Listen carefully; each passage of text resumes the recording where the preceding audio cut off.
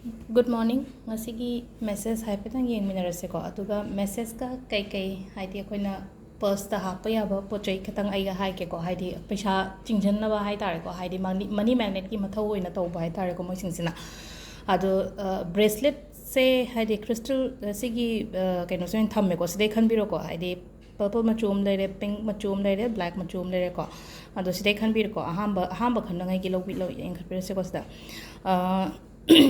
change lakani ko somda change lakpa se aphaba romda change lakani haidi mai pakpa khoppa degi mi na masa khangba sida ko haidi aphaba su yawe phattaba su yawe haidi phaba to harang sai akoina kaino ma phara agadi yengjan ba khosan ba haiba simu haiba simu sum tawina ko adu duna nang na phagalakpa matamda soidana haidi nangonda negative eye gumba kai gumba su dum laigani adu targa su haidi mi na kari ngangna gini kari kaino tawgini na khangano nang na tawgada ba thabak tu da haidi focus toroga tawo haidi mina ngang badu da mana kai hai gini aina si tawraga di admana khanbi da nangna tawwe nangna tawge na khaliba pot hai tare ko nangna tawge na khaliba pot tu da haidi focus tawraga haidi ngani ngang jo sano ai tawda ba ya de ana haidi move forward ana hai ba kart na je ko haidi kemta khanda bida hai tare duga kaino ko hazekse workplace kumbada hai tare ko somgi workplace business mafam karikra haidi yamna challenging oiba matam oigani ko haidi challenging oiba ise haidi business makta haraga so haidi kitang kaino tawbodo khara nahangai lerambaga khara khenaramgani ko kadang haidi khara kaino tawba hai tare waba hai tare ko hojiki oina hairaga dia adu targa jo hotnaba lepi gano aduga keno to haidi sida mai pakpadi tungda mai di soidana pakani aduga hojiki oina haidi yadre kaina ga marakta tokthokpi gano ko aduga ahum subagi sena ko black machu khanba gi sena ko sida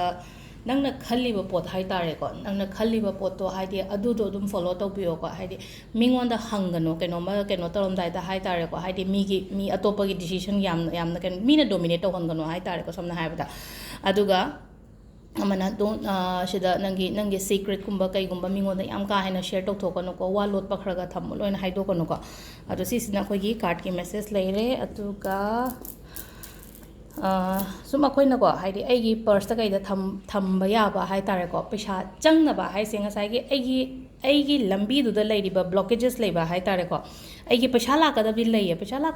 pallaga leiba mina pirak ta mani khangde phangada ba paisa pallaga leibani khangde adumba mayam du gi block to remove tongna ba gi damak ta ne ba haidi money magnet ki pochai se kai hapa ya se ko amba da si se ena jibu symbol budi hapkrena ko haidi mamangi da ko haidi sigi symbol se video yawani ko sise sigi symbol se akoina haidi ye aga tawbe ai ko sise swain toroga ye aga dum haidi si mak leiba pharak ta ba natraga phangdraga su ko haidi online da di phangmani ko sigi green symbol se si tawbi be ko haidi jibu symbol ma happy be ko jibu symbol for money magnet hena thiyo ba ko dum tholakani ko aduga silver coin haga paisa adi ba suam hap kanu ko yaringe paisa ari ba hapi gano si se hallidana paisa ahan ba hapo haji lena ko thaine paisa gumba le keno to bag ta kai da hapi gano haidi paisa aman ba ngai so hapi gano paisa aman ba jena haidi akoi da paisa je lakpa da muk thingba oi ba do oi ko adu somna paisa hapke haraga so ko haidi ahan ba smaina yone sugumba se oina hapi ba paisa se haidi treche law paisa se ko sugumba paisa se oina keno to hapi ba hatar ko aman ba paisa hap kano thaine gi paisa hap kano main torom hape ko aduga amana haidi akhoi na be leaf sida ko ene sida e bani khetang geno tawgre haidi akhoi gi rupees ki symbol se maina r tawra keno akhoi gi ra dawna tawra haida hindi gi haidi number 2 do ko 2 man bane ra se ko hindi gi sai tawra ra sida gi saina machet ama sai kon bodo sigi symbol se akhoi na tesbar na da hapaga akhoi gi purse ta kai da hapa ya ko do sida leire ngasi gi video se thank you